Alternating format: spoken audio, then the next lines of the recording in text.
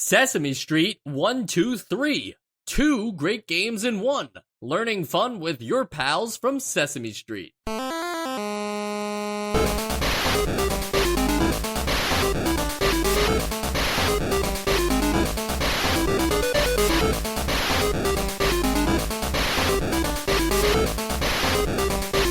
And welcome to Nostalgia, a chronological exploration of every NES game released in North America. I'm Mike. I'm Big Bird. I'm Joe. Sean. And I'm Sam. Guys, can you tell me how to get to Sesame Street? You're gonna take the J down to Delancey. You walk like 4 blocks. That's about it. You didn't imagine Sesame Street being in Harlem? It's in Alphabet City, isn't it? Alphabet City? Okay, that makes even more sense, granted the fact that it's ABC. What you should know, though, is if you pass Sesame Street, you can't turn back to go get to it. You have to just keep going until you loop around back to the top of the menu.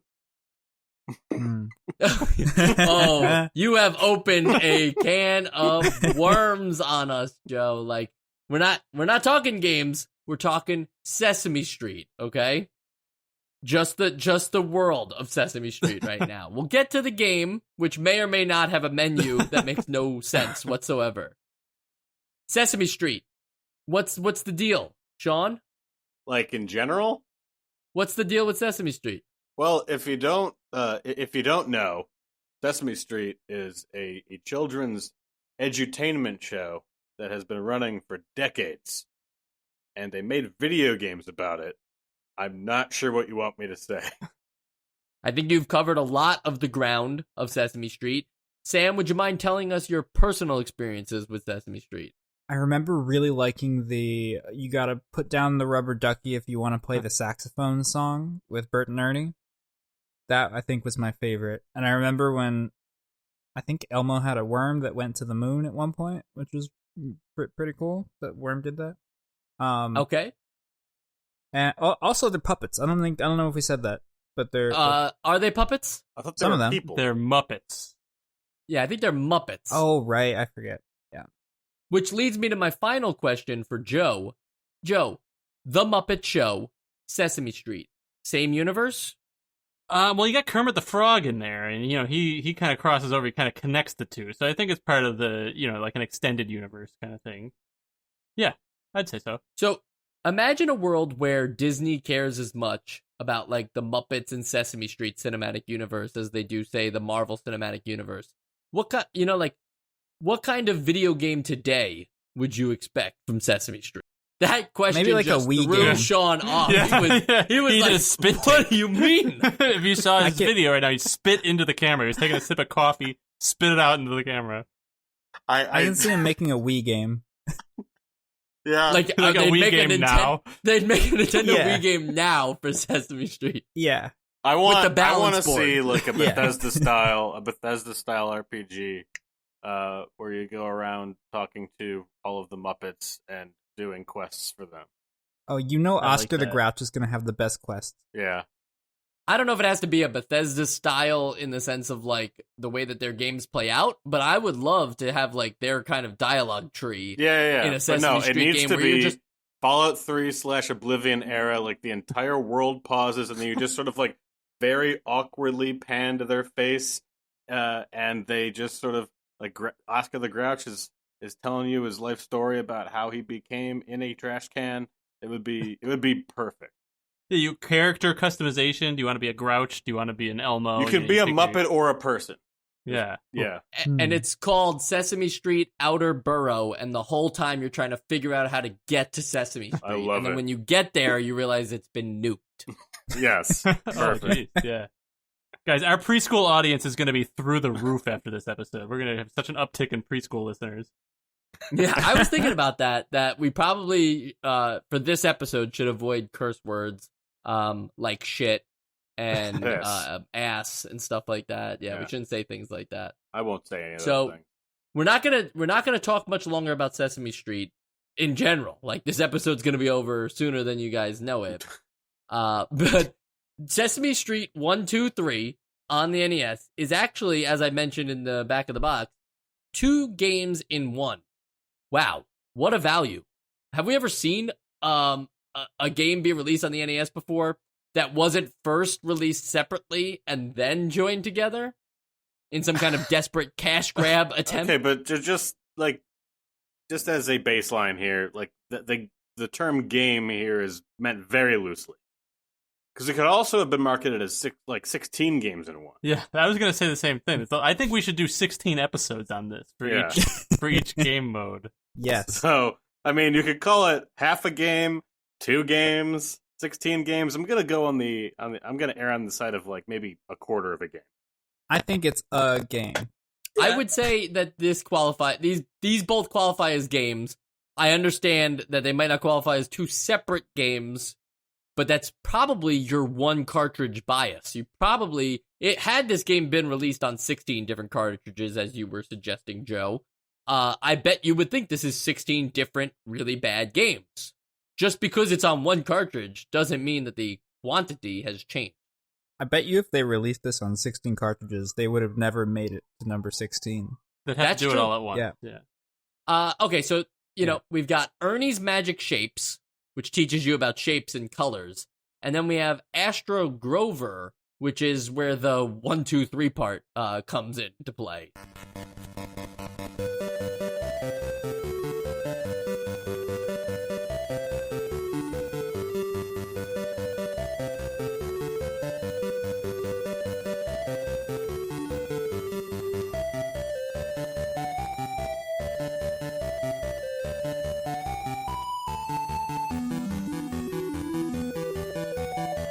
I think the first thing we need to get out of the way, and Joe, you can lead this if you want. Love to.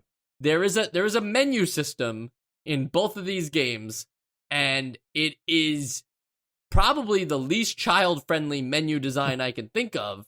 And I could defend myself of that, Sean. I know you're already thinking, like, what's he talking about? Children would love this menu, but they won't, and I'll explain why after you explain why not. But I Joe, will. You first. Menu thoughts? Well, all right. So normally on a normal menu, if you press the down button, your selector cursor will go down, and if you press the up button, your selector cursor will go up. In this case, any button just makes the cursor go down, and then you loop back around. Which I actually thought was, at first I thought, okay, well, yeah, you're supposed to have a little kid operating this. It's going to get confusing. But actually, it's like, well, I guess that's the simplest, like, all right, you can't screw it up. Just, any button you hit is going to move to the next one, and it's that simple. And now that I think about it, literally as I'm saying this, there actually are a lot of games that do that, where they use the select button to just, like a lot of early NES games, where you just use the select button to move down, and you loop back to the top, and you can't go back up. So I'm kind of walking back my criticism. Don't worry, I'll get you covered. All right, well, John? So this game has 2 buttons. Like they have narrowed down the entire D-pad to 1 button, and the entire face AB to 1 button, and then the parents are reserved for start and select there. But like this is designing for children. Like they didn't really know what like the level of mastery that these children had for like an 8 to 10 button controller, so they just narrowed it down to what they could, and that means that directionality doesn't mean anything, and it's just move on to the next. Like, why? Yeah, it could confuse a child that is smart enough to know that up means up, and then it suddenly goes down, but they're definitely aiming for lowest common denominator here, Mike. Confuse a child? It confused me. Yeah, an adult that plays video games. Yes. So here's the thing, okay? Imagine this scenario, if you will. Any direction you press is down until it becomes up. Now, that doesn't make a lot of sense to me. I could appreciate a system that would just continue to go down and then recycle itself all the way back up to the top. But when you're saying that if I press the up button, if I press the left button, if I press the down button, it will just continue to move down until I hit the bottom, and then it becomes an up button, right? Like that's the tricky part here. I don't see how that is intuitive. You got to think about this though when you want to think about like intuition though. The up button on a D-pad does not point up; it points forward. So to a child who's not aware of that, it points away from your body, depending on how you're holding the controller. Normally parallel to the ground. So to a child who's not aware of that, they'd be like, "Well, that's not up. Up is above my head. That is up on the screen. It's not." But then that's like saying forward. down is just in. It is. Okay, We've been trained. Hold on a We've been trained. We've been fooled our whole lives. But the D-pad. So your only real compasses. problem is that it doesn't just loop back to the top. You know what's actually funny is like I have a whole thing. I'm not, this is bullet point 1. I was just interrupted by Joe. I could have kept Okay, going. keep going, Mike. Okay, so this is if we're remembering that this is Sesame Street 1, 2, 3, right? A game where you're supposed to learn your numbers and presumably also know a lot about shapes to the point where you can build a whole freaking human body in one of them eventually. If that's the whole idea, is it's a learning game, I think we can trust the children to learn a little thing about the up and down button on a controller. This is the moment to teach kids how to use a controller, not the moment to coddle them and say, you know what, just hit the left button if you have to. It'll get you to another menu. Mike, okay. In that case, use the select button because that's what has been defined on the NES as You want the child. an You want the option. child to hit that little button with its those fingers aren't attached to anything yet, Mike. They don't. I'm not quite sure why No the one left and uses right select button buttons. should do anything. They shouldn't be doing anything, the left and right button. Up and down want to move in the same direction? Sure. That's not acceptable in my book, but if that makes sense, fine. Left? Left to move up or down? It's just I don't one buy big it. button.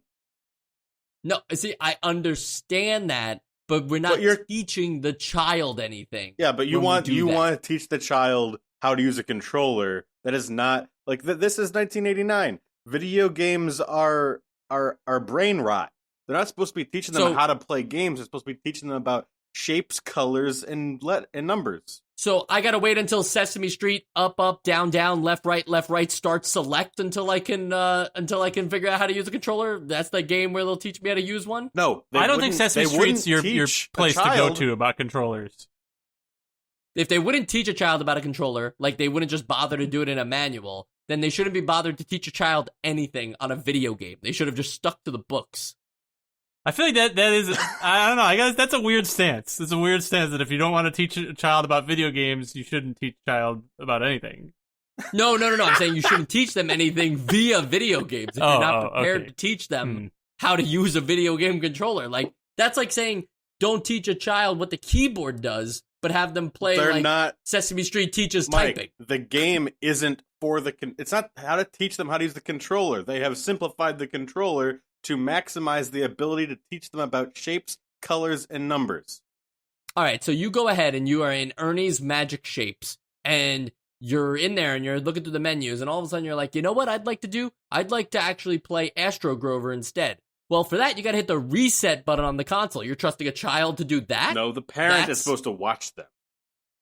That's the only way to get back to the main menu. The manual is made for the adult. Like, did you try reading the manual? The manual is ridiculous. I never want to look at it again. It is like does it have a coloring book page? No, it is a beat for beat. It's basically teacher's notes.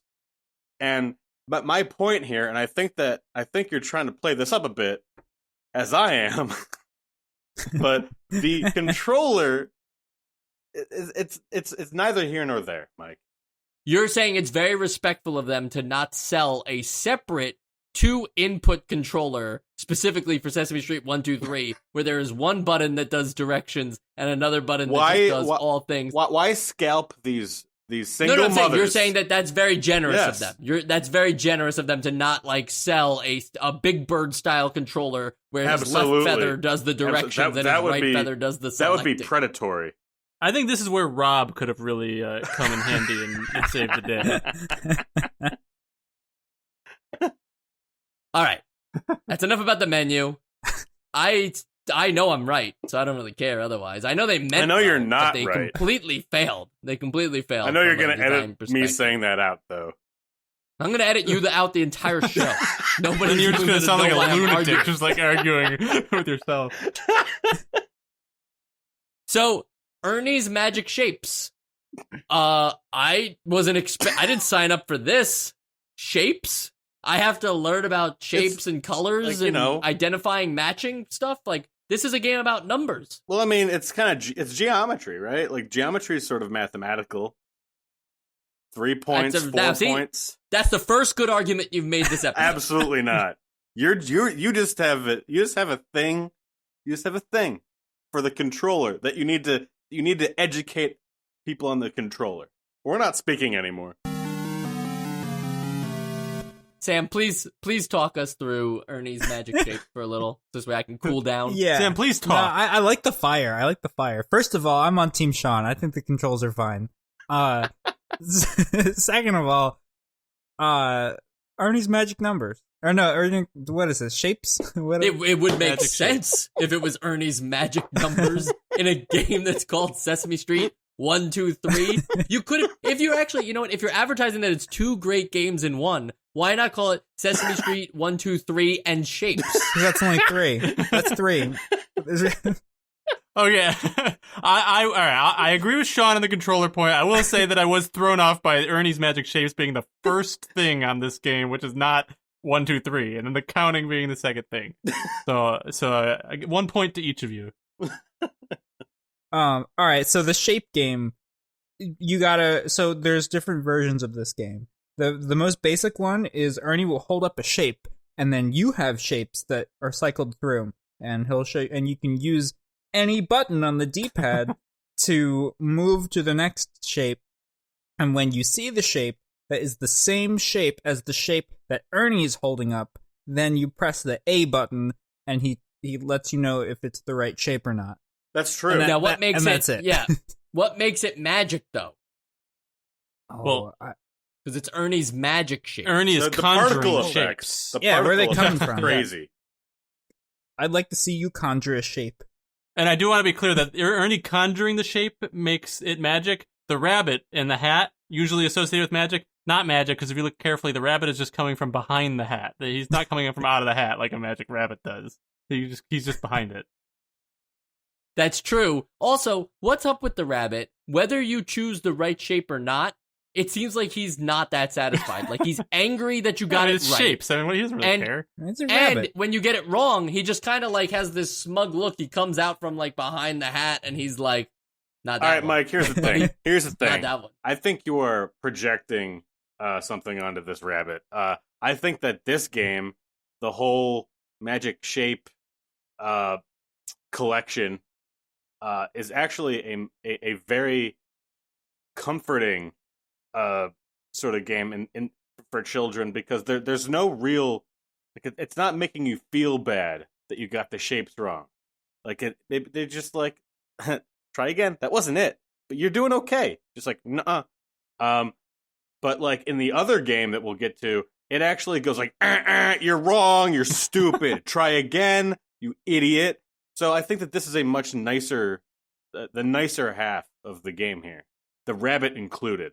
Yeah, it is nice that the rabbit won't say, Like, I agree. I just think it's a little strange that the rabbit, like, he isn't defeated if you get the shape match Isn't correctly. about killing people, Mike.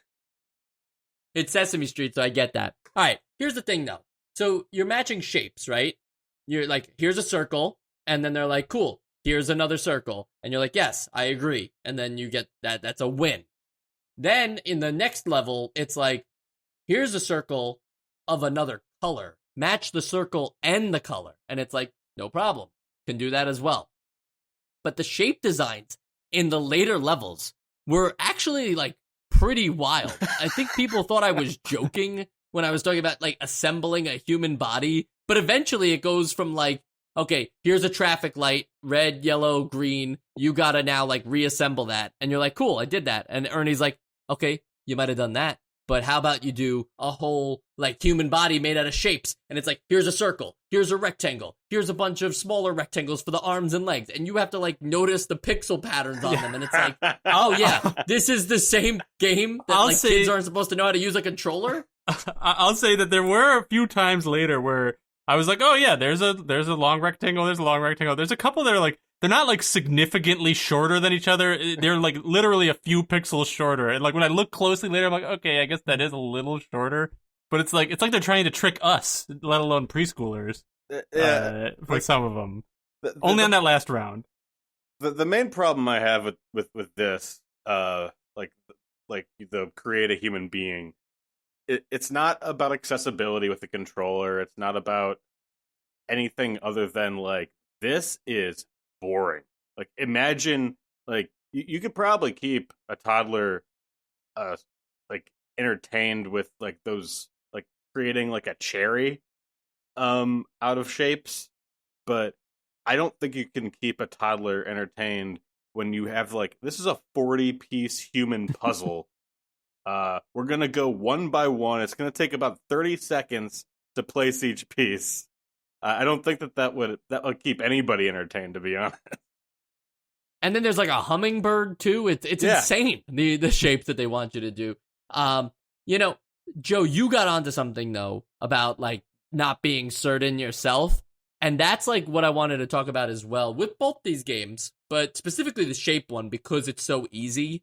There's that feature in these games where like we are full-grown adults, and there's like a little bit of stress on everyone to just never get anything wrong, right? Like, you don't ever want to get a single answer wrong because the game was made with 2-year-olds in mind, and you're like, don't screw this up, don't screw this up. And so you have to essentially play the perfect game of Pac-Man in Sesame Street 1, 2, 3.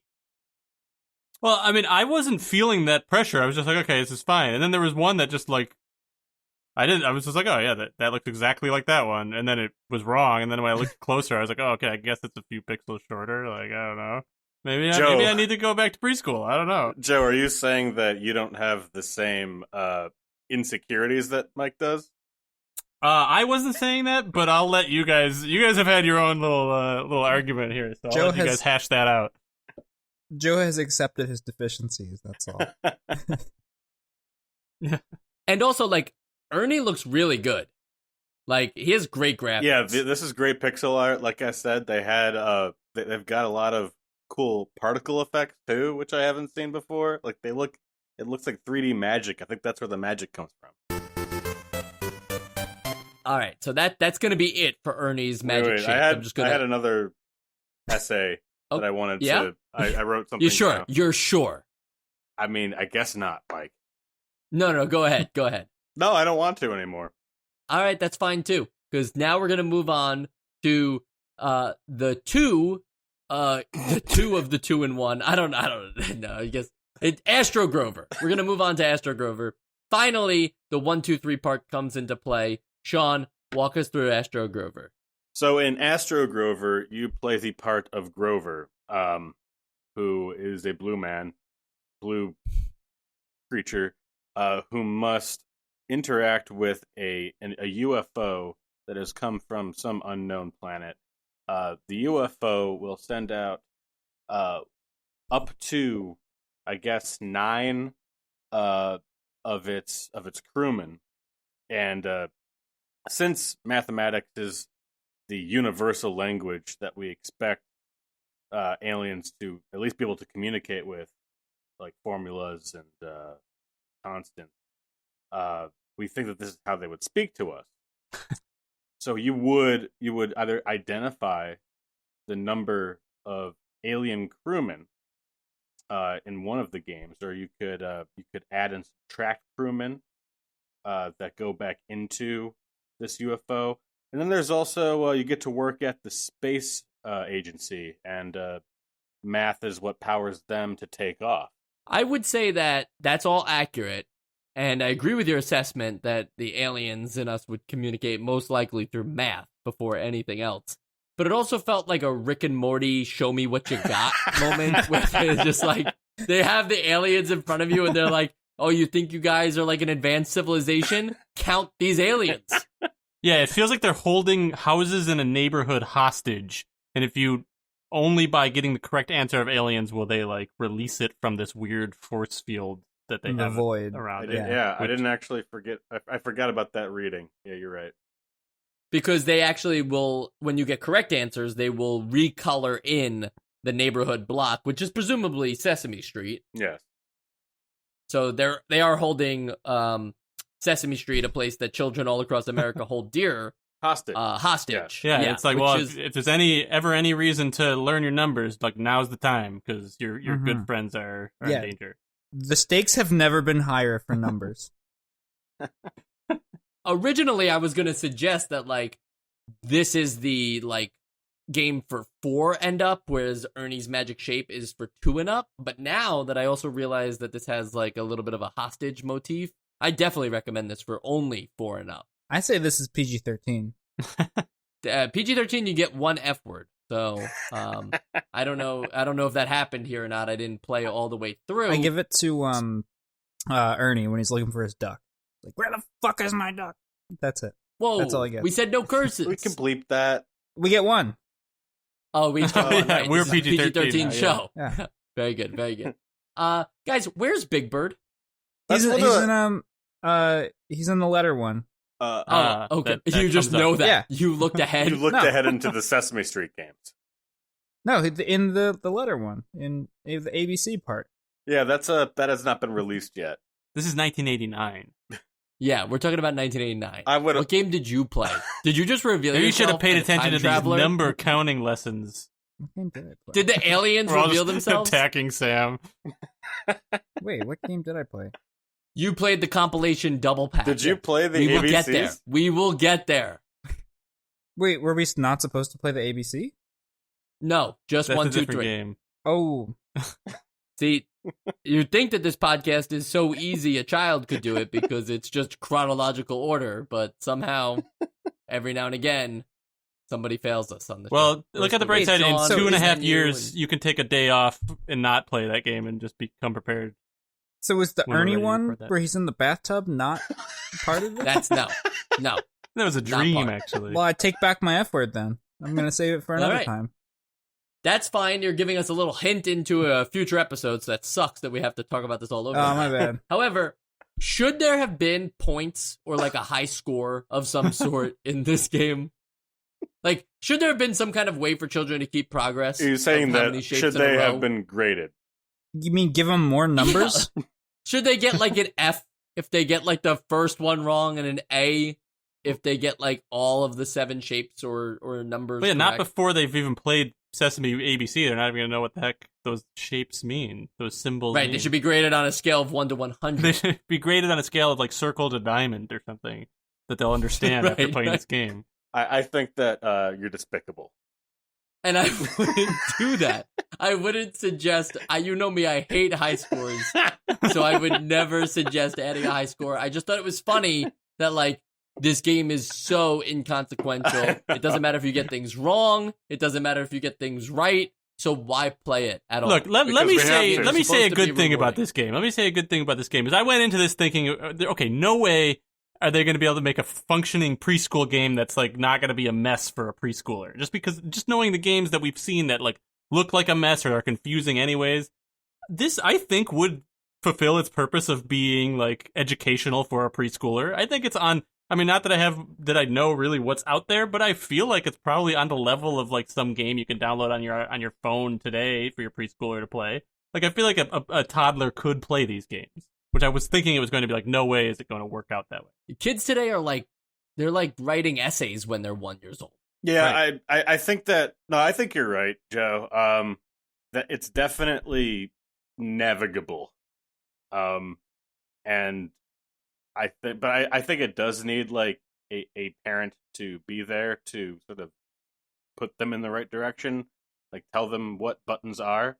But I mean, if we're talking about about children of the '80s and not generation Right. Z1 that already knows how touchscreens work and everything. Actually, they probably went all the right past it. They don't know what buttons are either because they only use touchscreens. Yeah, we went full circle there. But no, I agree with you that this seems like it, I mean, as a 30-something, I think that me as a 2 to 4 could have understood this. There's one last thing I want to talk about, and that is the secret ending. Okay. Like, did anyone get to I that? played the entire game. I didn't see a secret ending.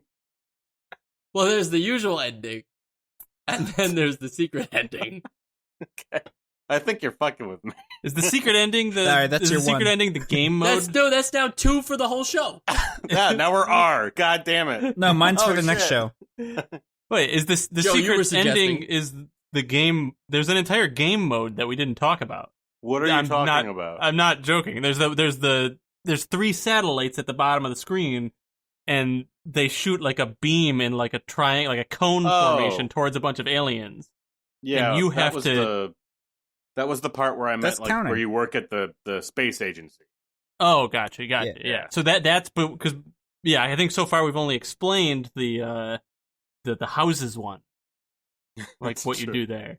And I just want to say that was you have to select when the beam encompasses the correct number of aliens. Like once there are 3 aliens in the beam, you select A or whatever. But I for a second thought like there was going to be at least some level of like, oh, you have to like think about how to move the beam in the right way where you're, something they can No. move things so it's blocking that or whatever. It actually doesn't. You don't even control the beam. You just press. It looks like you move the beam left or right. You just press left or right, and it moves it automatically to wherever it wants to move it in a preset thing. So it does I not feel ripped off. give you yeah. an extra level of control. Which I was thinking, wow, what a great puzzle game this is about to be. But real quick, how is that a secret ending? What's the secret ending? No, it's not the secret ending. Joe, that was a good observation. The secret ending reveals that Sora's Keyblade was originally Riku's. So I don't know what you're talking about. Everybody knows that shit. that's the secret ending. No, there is no secret ending, but I thought that'd be really funny to just like, did you get to the secret ending? Like, this is how playground rumors start. It's true. This is The the secret playground. ending of Sesame Street 1, 2, 3. I think of the podcast as a playground. I think so too. We've pretty much been on a seesaw this entire episode of love and hate. Absolutely, Mike. Yep. Some people here are circles and other people are squares. And I'm sure as hell not a square.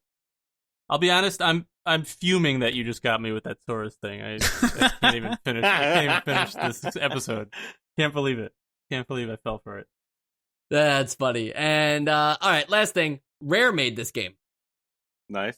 The Donkey Kong Country people, the Banjo-Kazooie people, Conker's the Bad Fur Sea Day of people. Thieves people. The Sea of Thieves people. Yeah. Not the same people. I don't think anybody from the original team is like, oh, we should make Sea of Thieves. Like, I don't think any of the guys who made Slalom said that. Probably right.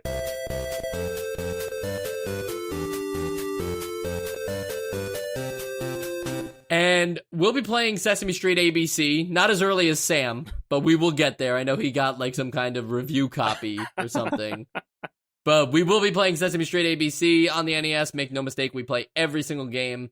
And actually, we'll be playing a bunch more. There are a lot of Sesame Street games coming to the NES, so I hope you guys like hearing about Big Bird and Bert and Ernie and Twin Peaks, because it's all going to be covered on these Twin Sesame Beaks. Street games. Twin Beaks. Twin Beaks, that's right. There you go. And I don't know if anything else should be talked about, so instead, I am just going to do something that I never do, and that is give a very long-winded explanation of the Essential Games list, which is a list that we do every episode, where we vote on whether these games are essential or not. Are you trying to It pad usually for time right now, Mike? No, I'm explaining this as if it was for children. I'm explaining, they don't have a choice. They just, if they knew how their phone worked, they could skip ahead to the chapter marker where it says the Essential Games list. But I can't just assume that children know how to use phones. Why don't you And use that they this would time to know how explain to them how to use the phone? That's a tough one. Like you wanted the game to explain to children how to use a controller. Put your money where your mouth is. Yeah, let's say the first digit is 5 Okay. in the area Let's say code, that, right? yeah. So you put your finger on the 5, and then you roll the whole phone to like where the edge of the phone dialer is, and then the roller kind of like snaps back, and it makes a little tick, tick, tick, tick, tick, tick sound until it gets to the 5. And then you do another number. So let's say like No, not this kind of phone. A cell phone.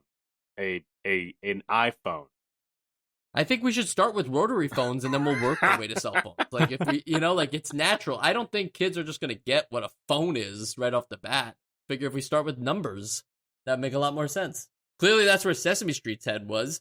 They were like, How are we going to help Apple sell more cell phones? And they're like, teach kids about numbers. That's true. There you go. Anyway, it's time for the Essential Games List. Sean, we've had our disagreements, but somehow I feel like we're about to agree. So please give me your Essential Games List vote. Not applicable. I think this is the first not applicable that we've ever had. Is that can we say that? I think you can say that. I feel like I understand what you mean. It wouldn't get it on the list, so it's fine to say that. Yeah. What was Stack Up? Yeah, was also not applicable. That's true. I just feel I feel like it's below the status of the Essential Games List to even have this segment in episodes like this, but I know we have to have it. So no, it's not essential. Sam. All right, look. This game is super polished. It has excellent graphics. You can't deny that. Excellent graphics. You can't deny the graphics in this are better than Spy vs. Spy, and that's an essential game. It's better than Super Mario. It's better than a lot of games. The interface is designed for kids, whether Mike likes it or not, and it had a very specific intention that it set out to do, and I think that it accomplished that very well. And that is to be a game that is approachable for kids to play, for young kids to play, based on these characters that they like, and have it teach them things at the same time. And I think it does a really good job doing all those things. Maybe not the Grover Alien one too much, because that one can be a little wonky. But you just said maybe not 50% of the game. The one that the game is named after. The one where you said you're like mission control. That one felt a little wonky. Oh, gotcha. No, that's it. However, all that said, I cannot put this on the essential games list because of what I also said. Yeah, it's for babies. You don't want to play this unless you're a baby. If you're a baby, maybe play this game. I don't know.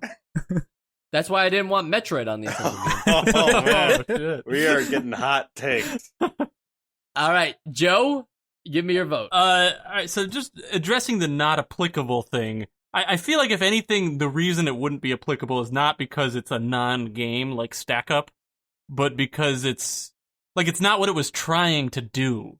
Like, I think it actually did a good job of doing what it tried to do. Like, in that sense, it's good. But yeah, it's not they can't compare to any of these other games. It wasn't trying to be a game for someone older than like 3 years old. I used to have a disc or a console cleaning disc that you would put into like your PlayStation and it would like supposedly clean the lens or something. Yeah. It would be like I've had one of those. I had one of those. Yeah, it would be like that being voted like essential game. Like, okay, yeah, it's a disc you put into your PlayStation, but like it was designed to do something different than like every other game, That's quote a great unquote, analogy. on the PlayStation. So no, I'm gonna say not essential for Sesame 1, 2, 3. But applicable. All right. But applicable. Yeah. Like it had a chance. Yeah, I vote this game applicable. Like it was a game. It was a game. Here's the deal. The Essential Games List has integrity for the most part. And I swore an oath when I started this podcast that I would hold the Essential Games to a certain standard. If the whole game was just the menus, I would have never even considered putting this game on the Essential Games List. Thankfully, there is more to this game, but none of that stuff is worthy of the Essential Games List either. So, to one person in some universe's surprise, Sesame Street 1, 2, 3 is not going to be on the Essential Games List. That settles that. That settles that, all right. In totally unrelated news to Sesame Street, next week we are playing Star Soldier. That sounds... Which just sounds funny to me. Yeah, sounds funny more... that like we're going from like Sesame Street to Star Soldier. Yeah, it's a bit more robust, it sounds like. Everybody will be excited to know Star Soldier is our first shmup of 1989. Thought they were done. They're back. Shmups are big. Back, baby. All right, I heard that.